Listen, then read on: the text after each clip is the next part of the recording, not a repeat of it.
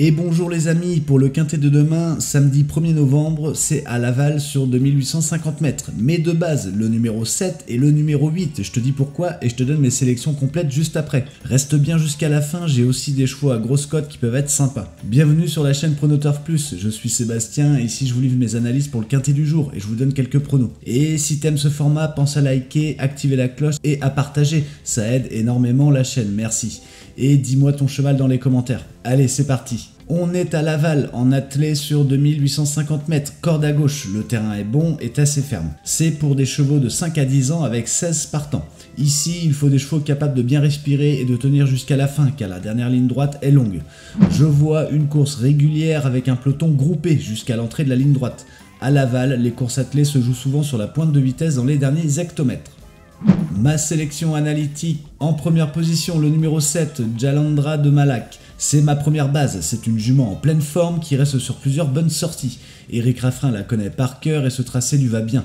Elle a déjà gagné sur 2850 mètres et si le terrain est régulier, elle peut aller très loin dans la ligne droite. Je la sens bien pour la victoire. En deuxième position, le numéro 8, Harmonie la Nuit, c'est ma deuxième base, elle est très régulière et aime ce type de parcours. Son driver Sébastien Bourlier la pilote parfaitement. Avec sa pointe de vitesse dans la phase finale, elle peut prétendre à la victoire. Elle était en forme la dernière fois, je la vois confirmer à nouveau. Et si tu veux jouer tes sélections, pense à checker le bonus PMU en description, il y a jusqu'à 100 € offerts à l'ouverture d'un compte.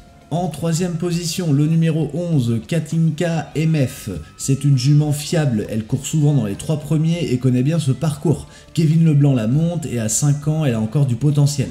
Si la course est bien rythmée, elle peut refaire surface dans le final.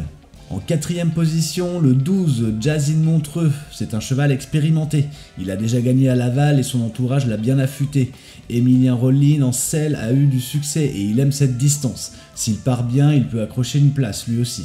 Et en dernière position, le 16, Harley Gemma. C'est un bel outsider à surveiller.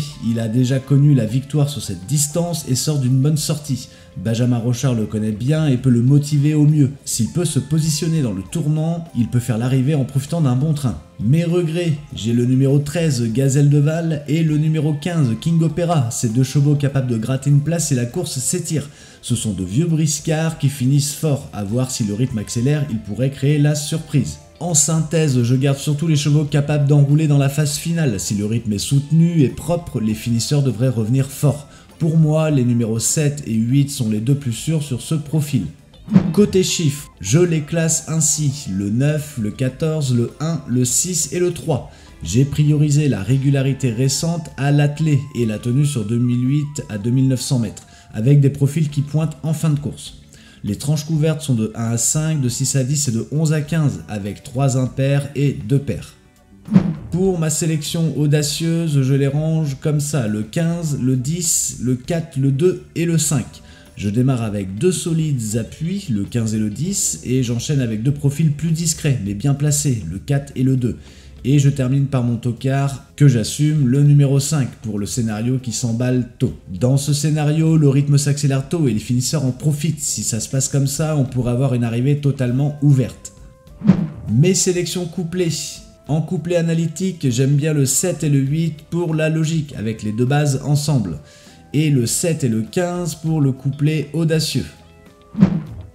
Mes sélections 2 sur 4, en 2 sur 4 analytique, je garde le 7 et le 1 pour une version sûre avec de meilleures valeurs et le 8 et le 15 pour une combinaison plus ouverte en 2 sur 4 audacieux.